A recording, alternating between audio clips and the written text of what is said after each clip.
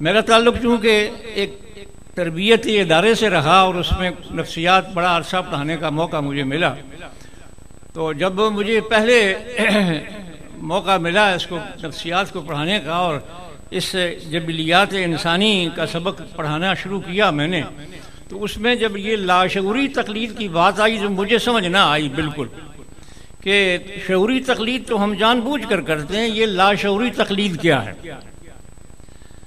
جس وقت بہت ساری کتابوں کو دیکھا تو اس میں انہوں نے یہ کہا کہ جس طرح بچہ خود بخود بڑھتا چلا جاتا ہے، اسی طرح سے یہ بایولوجیکل لیمیٹیشن ہوتی ہے، اس میں آپ کے ارادے کا دخل نہیں ہوتا، وہ خود بخود ہوتی چلی جاتی ہے۔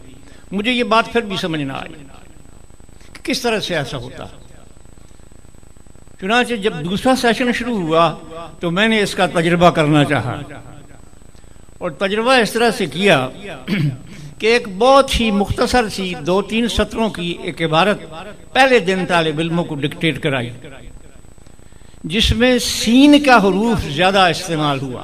مثلا یہ کہ پرنسپل لکھا، سر سید سکول لکھا، BA پاس کیا، سند منسلک درخواست ہے، عرض گزار فلانا سید سخی سرور شاہ۔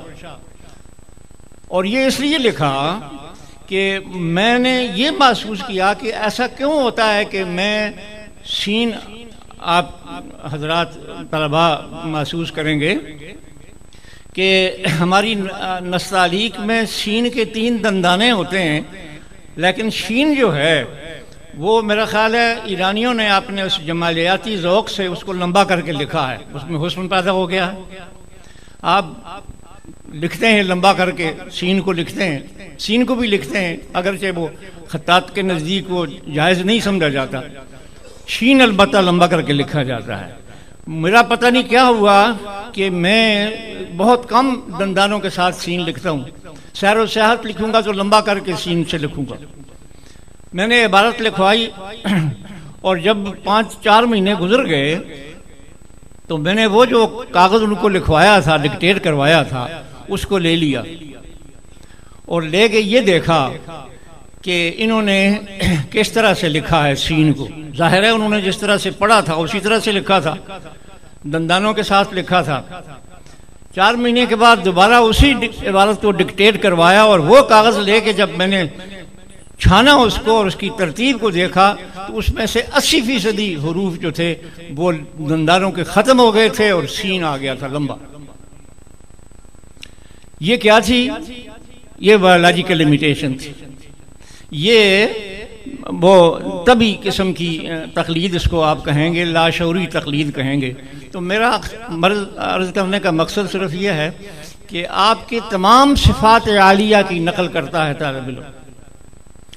ہمیں دانستہ یا نادانستہ کوشش یہ کرنی چاہیے کہ ہمیں چونکہ بطور نمونہ ادارہ کے حضرات رکھتے ہیں، اس لیے اس نمونے کو اس طرح سے بنا کر پیش کیا جائے، یہ جانتے ہوئے کہ میرے اس نمونے کی میں نمونہ ہوں اور میری نقل ہوتی ہے، یقیناً ہوتی ہے۔ کچھ لوگ دانستہ کریں گے، کچھ نادانستہ نقل ہوگی۔ اس لیے کوشش یہ کرنی چاہیے کہ ہم تمام صفات عالیہ جو ہم انسانوں میں، مسلمانوں میں خاص طور پر پیدا کرنا چاہتے ہیں، ان کو اپنائیں اور اسی کا نمونہ طلباء کے سامنے پیش کریں۔ میں نہایت ادب کے ساتھ اساتذہ کی خدمت میں یہ گزارش کروں گا، یہ کوئی نصیحت نہیں ہے اور میں نصیحت کے قابل بھی نہیں ہوں اور میرا منصب بھی نصیحت نہیں ہے۔